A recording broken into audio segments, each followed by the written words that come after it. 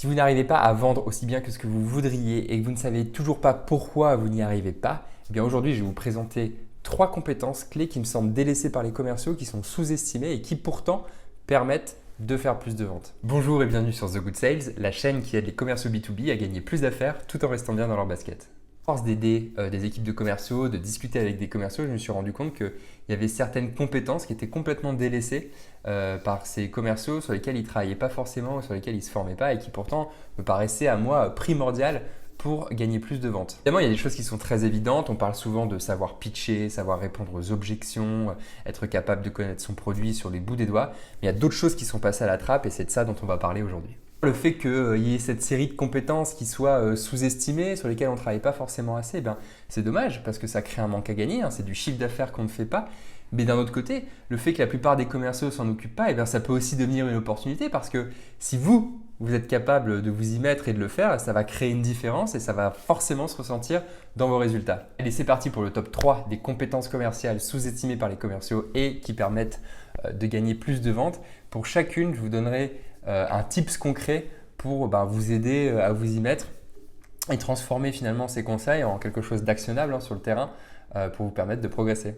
La première de ces compétences commerciales, c'est la connaissance du métier et du secteur d'activité. Alors, je vous arrête tout de suite. Je sais très bien que vous allez me dire, oui, je sais qu'il faut que je connaisse le métier de mon client.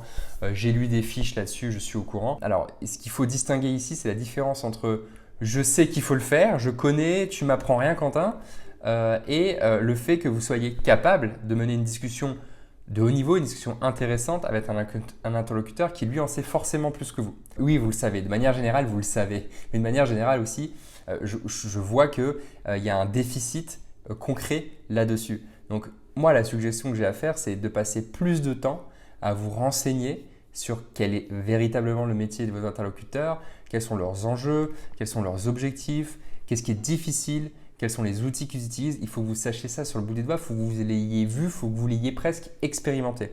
Et ça, ce n'est pas toujours facile à faire, on n'est pas égaux face à ça. Il y a des commerciaux qui ont une expérience qui fait qu'à un moment donné, peut-être qu'ils ont fait le métier ou ils ont été très proches du métier pour lequel vous travaillez et auquel vous vendez vos prestations. Puis il y a d'autres personnes qui n'ont pas du tout eu cette expérience. Et finalement, ce n'est pas très grave tout ça parce que c'est de la responsabilité à la fois des commerciaux mais aussi de leur manager et de l'équipe tout entière, je dirais, de mettre tout le monde sur un pied d'égalité quelque part, en tout cas sur un niveau de connaissance minimum à acquérir pour rester crédible face aux clients et pour qu'ils sentent finalement que vous faites partie du même monde. Alors, vous savez déjà que c'est important de le faire. Maintenant, ce que je vais vous proposer, c'est 3 manières d'y passer, de faire monter votre niveau de compétences sur la partie métier, secteur, afin d'être des personnes plus crédibles et créer quelque chose qui est très précieux en vente et vous savez qui est très compliqué à faire, c'est établir la confiance. Et la confiance, elle va passer par votre connaissance et votre compréhension réelle de l'environnement de votre interlocuteur. Il y a beaucoup de commerciaux aujourd'hui à mon goût qui ont un vernis vraiment superficiel du métier du client. On leur donne 2-3 tips, on leur explique ce que c'est vaguement et ils pensent que ce vernis, il fait illusion, qu'il suffit à ce que le client se sente en confiance. Et ce n'est pas du tout vrai. Là, vous parlez à des gens qui sont beaucoup plus formés que vous et qui seront probablement toujours plus au courant que vous et c'est bien normal, c'est leur métier. Mais ce qu'il faut comprendre, c'est que ce vernis superficiel, il ne masque pas ou alors il masque grossièrement vos manques de connaissances et votre manque finalement de crédibilité. Donc il ne faut pas se laisser berner pour ça. Ce n'est pas parce que vous avez 2-3 termes techniques que vous êtes au niveau attendu par les prospects que vous rencontrez. Première méthode pour changer ça très simplement et assez rapidement, c'est ce que j'appelle la méthode du dessine-moi un mouton. Ce que vous allez faire, vous êtes dans une start-up, une PME, en tout cas une entreprise de moins de 500 personnes, vous allez voir votre fondateur et lui demander de vous raconter ce qu'il a appris depuis toutes ces années d'entreprise sur les métiers que vous visez, sur les douleurs, qui vous raconte des anecdotes, des histoires. Vous devez vous armer d'histoires pour comprendre et remettre dans le contexte un peu ce métier client pour lequel vous avez soif de plus de connaissances. Donc allez voir votre fondateur, il sera ravi de vous aider, surtout que vous allez lui expliquer que aujourd'hui, vous avez besoin de créer beaucoup plus de confiance avec vos prospects, vous montrez que vous êtes des gens crédibles, que les commerciaux de son entreprise sont des gens crédibles, il sera ravi de vous aider à le faire, d'autant plus que ensuite, libre à vous de relater les faits et ce que vous avez appris à l'intégralité de l'équipe, ce sera hyper intéressant pour tout le monde. Pas que le fondateur qui peut faire ça, il y a les personnes à la technique, le customer success, les consultants s'il y en a, toutes ces personnes qui sont au quotidien et pour certains depuis plusieurs années au contact du métier, ils vont pouvoir vous aider engranger de la connaissance métier. Une deuxième méthode qui me paraît encore plus pertinente et qui va vraiment vous faire du bien, c'est la méthode du raconte-moi ta vie, le vis ma vie finalement. Alors en quoi consiste cette méthode? Elle est très simple. Vous allez sur LinkedIn, vous repérez des gens qui font ce métier, qui ne sont pas forcément vos clients, ils peuvent l'être, et vous allez leur envoyer un message tout simplement. Vous allez en choisir 10 pour commencer et vous allez leur envoyer un message pour leur expliquer la situation. Chaque jour, vous avez affaire à des gens comme eux. Vous voulez être plus professionnel, vous voulez être plus pertinent, vous voulez mieux aider ces gens-là et vous avez besoin d'en savoir plus. Qu'on vous partage les ficelles du métier, les difficultés, l'expérience que les personnes peuvent avoir pour comprendre vraiment plus profondément ce que c'est. Évidemment, vous ferez appel à leur expérience, à leur expertise. Vous serez impressionné, agréablement surpris par le nombre de personnes qui seront ravies de vous raconter ce qu'est leur métier. Ce qu'il faut, c'est être transparent et puis tourner les choses de la bonne manière pour que les personnes comprennent en fait à quoi va servir l'échange. Pour vous aider à faire ça et pour vous mâcher un peu le travail, je vous ai préparé des modèles d'email. Vous n'avez plus qu'à les remplir et à vous les approprier. Et vous pourrez comme ça faire vos 10 premières demandes. Sur le 10, il y a de grandes chances qu'il y ait au moins une ou deux personnes qui vous répondent par la positive. Et là, ça va être génial parce que vous allez avoir une conversation avec quelqu'un du métier sans enjeu de vente. Vous n'avez rien à lui vendre et simplement, je vous demande de ne pas le faire d'ailleurs, même si vous en avez l'opportunité. Concentrez-vous sur la compréhension, sur le métier. Votre victoire pendant ce rendez-vous, ce sera de mieux comprendre qui sont vos clients. Une troisième et dernière méthode pour engranger de la connaissance client, c'est d'être plus curieux en rendez-vous. J'appelle ça la méthode d'une pierre deux coups. Évidemment, vous allez en rendez-vous, vous êtes là pour vendre votre produit, renseigner votre client, le rassurer. Mais n'hésitez pas à lui poser des questions, je dirais, qui n'ont pas d'enjeu pour vous au niveau de la vente sur le métier. À un certain rendez-vous, vous allez demander mais qu'est-ce qui est le plus dur pour vous aujourd'hui dans votre job? À un autre, vous allez demander c'est quoi les logiciels vraiment métiers que vous utilisez aujourd'hui? À quoi ça sert? Vraiment, développez votre curiosité et utilisez un rendez-vous. Personne ne vous tiendra à rigueur d'avoir posé la question. Et en plus, pour le prospect, c'est toujours plutôt sympa de parler de son quotidien et de le partager avec quelqu'un d'autre. Alors profitez-en. Vous n'avez plus d'excuses, vous avez 3 méthodes pour développer votre connaissance client. Ce que vous pouvez faire quand vous êtes dans une équipe, c'est de vous partager un peu le travail et ses méthodes. Et puis une fois par semaine, de vous revoir pour faire le point sur qu'est-ce qu'on a appris aujourd'hui sur les DRH des grandes banques. Qu'est-ce qu'on a appris sur… Voilà, et rassembler la connaissance. C'est ce qu'on appelle du peer learning, c'est très efficace et ça permet de ne pas perturber votre agenda commercial tout en montant en compétences sur les métiers. Ce sera très précieux et comme j'ai dit tout à l'heure, c'est qui va vous permettre d'être plus crédible, de créer plus de confiance et donc de vendre plus. La deuxième compétence qui est vraiment sous-estimée, c'est la capacité à dialoguer à des gens qui sont différents de vous. Quand je dis différents de vous, c'est en termes de personnalité. C'est des gens qui ne vont pas forcément réagir aux choses de la même manière que vous. J'avais fait une vidéo là-dessus, je vous la remettrai en commentaire sur la méthode DISC qui en fait permet de déceler 4 types de personnalités chez une personne que vous rencontrez. Tout le monde comprend assez intuitivement à quel point c'est important d'être capable de s'adapter à la personnalité de la personne qu'on a en face de nous quand on est commercial. C'est logique. Quand j'en parle, tout le monde me dit évidemment qu'il faut le faire. Puis ensuite, quand je vais sur le terrain et que je regarde les commerciaux, je me rends compte que très peu savent réellement le faire, très peu essayent même de le faire. Puis si on regarde dans les chiffres, généralement, on se rend compte que les commerciaux, ils savent bien vendre à un certain type de personnalité et comme par hasard, c'est le leur. Donc les gens qui leur ressemblent, généralement, on vend très bien avec eux.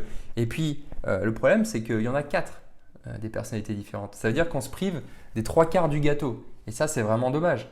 Donc, si vous êtes capable de vous adapter, vous allez pouvoir élargir votre éventail de possibilités et puis augmenter vos chances de gagner un business, gagner une affaire avec n'importe quel type de personnalité. Donc, c'est dire si c'est important. Mais pour ça, il faut se former, il faut essayer, il faut faire des simulations, il faut apprendre ce que c'est une méthode DISC ou n'importe quelle autre méthode. L'avantage du DISC, c'est que c'est facile à apprendre, il est facile de s'adapter et ça résume assez bien les choses. On n'est pas forcément tous fans de mettre les gens dans les cases, mais généralement, on n'est pas trop loin de la vérité. Donc vous pouvez l'utiliser, je répète, il y aura le cours dans la description pour vous y aider. Alors comment on progresse là-dessus? On s'entraîne, c'est ce que je viens de dire. Et la deuxième chose qui peut être sympa à faire en équipe, c'est le jeu des post-it. Alors c'est quoi le jeu des post-it? Le jeu des post-it, ça consiste simplement à se munir d'un bon paquet de post-it comme ça. Et puis d'en prendre un et de noter dessus quel type de personnalité parmi les 4 on pense qu'on est. On va se le mettre sur le front ou sur le torse pour ceux qui ne veulent pas le mettre sur le front. Puis ensuite, on va donner des post-it à ses collègues. Et dans votre dos, ils vont écrire ce qu'ils pensent que vous êtes. Et puis, vous ferez pas pareil pour chaque membre de l'équipe. Et puis à la fin, on verra s'il y a une dissonance entre ce que vous pensez que vous êtes et comment vous êtes perçu. Et les gens vont vous expliquer pourquoi. Ça permettra déjà d'associer des caractéristiques avec des différents types de personnalités, donc ça permettra de les réviser. Mais la deuxième chose, la deuxième partie de l'exercice, ça a consisté à créer des sketchs en jouant des types de personnalités sans dire avec une autre personne, vous êtes en binôme. Et devant l'équipe, vous allez jouer un petit jeu du quotidien sans dire les personnalités que vous êtes en train de mimer. Et le but du jeu, c'est qu'après, les gens essaient de deviner.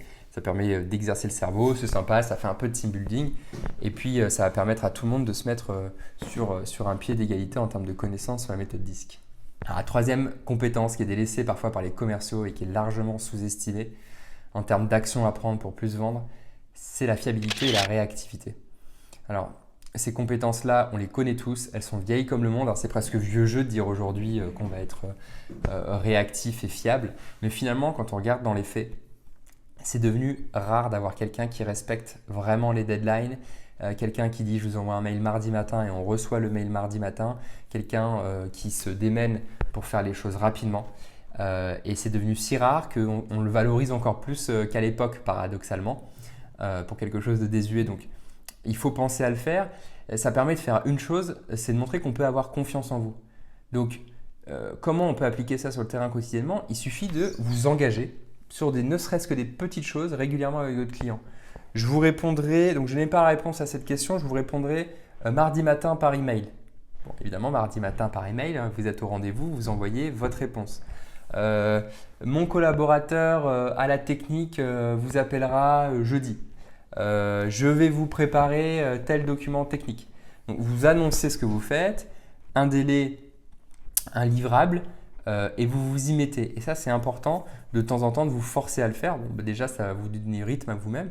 Mais ensuite, c'est autant de preuves laissées à votre prospect que vous êtes une personne digne de confiance. De toute façon, il y a suffisamment, c'est une pénurie d'opportunités aujourd'hui pour prendre le temps et se donner du mal sur chacune pour faire le maximum pour montrer que vous êtes rapide et fiable.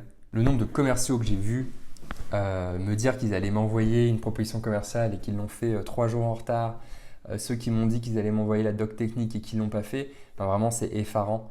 Donc mon conseil, c'est juste de ne pas faire partie de ces gens-là. Ça arrive parfois évidemment, mais exercez-vous à cette réactivité et cette fiabilité qui va vous démarquer, qui va vous aider à vendre.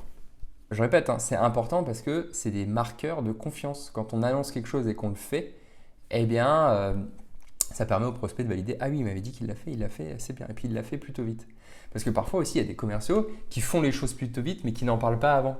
Donc, on n'a pas ce contraste, on n'a pas cet avant-après à vérifier qui permet de gagner les fameux points de confiance qui sont importants. Donc, si on résume, la connaissance métier, la capacité à s'adapter au style de communication de nos prospects et la réactivité, la fiabilité, c'est 3 choses sur lesquelles vous devez travailler. Alors, je ne parle pas qu'en avoir conscience, c'est-à-dire qu'à la fin de cette vidéo, vous n'êtes pas plus capable de vendre quoi que ce soit qu'au début de la vidéo. Là où vous allez faire la différence, c'est quand vous allez prendre la formation DISC en main, quand vous allez donner plus